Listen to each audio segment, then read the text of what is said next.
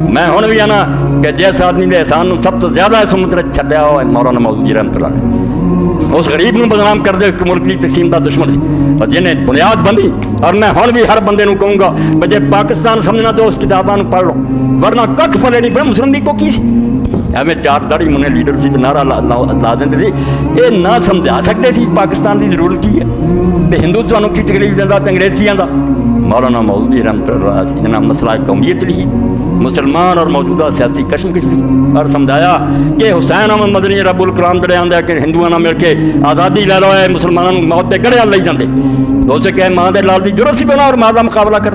हुसैन अहमद मदनी रहमतुल्लाह अलैह सारी दुनिया आती सी कि भाई रसूला दे मस्जिद नबी जैनी मुद्दे ने दरस दिता, वो सामने है जी मौला मौदूदी खड़ा है। और अज तक सारे देवबंदी भरावां ने जुर्म नहीं माफ किया कि मौदूदी एक बच्चा और शेख हदीस के मुकाबले च आ गया। मौला ने लिखा कि अगर मैं इहदे इल्म नूं देखा और जिस मनसब से आके देवबंद का शेख हदीस मेरे बच्चे का काम है मैं बोला, मगर जब मैं देख रहा कि रहनुमाई नहीं कर रहा इस उम्मत को हलाक कर दी जिन्होंने जंगे आज़ादी आते ना भी हिंदू ना मुल्क है मुल्क आज़ाद करा लो, ये मुसलमानों की मौत का सर्टिफिकेट दे अंग्रेज़ दे हुंदियां नहीं हिंदू टिकन दिंदा।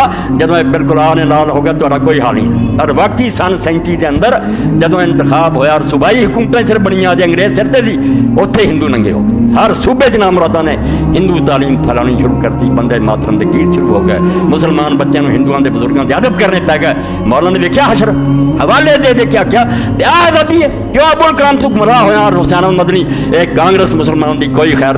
यकीन जानो जिस आदमी ने इलम नाल हवाले नाल और दीन नाल समझाया भी कुर्सी का रौला नहीं कि हिंदू थोड़ियां दिंदे ज़्यादा चाहिए, मुस्लिम लीग का झगड़ा पहला इन्हों सच गल ये कोई नहीं मुल्क की तकसीम चाहते, इन्ना ही आते सी भी सानू असैम्बली 33% सीटां दे दिओ।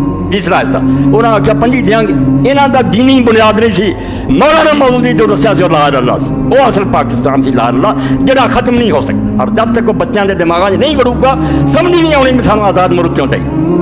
ला इलाहा की है मैं मुसलमान किसी ऐसे मुल्क च रहे जिसे अपने कुरान हदीस में जारी नहीं कर सकता, वो जिंदगी काफर की जिंदगी। अब बज़ाहिर मुसलमान है जिंदगी काफराना और वो डब मरन का मकाम है जिन्होंने खुदा की किताबों का अलमारियां च बंद तो बंदियां का कानून अदालतां चले असैम्बलियां चले।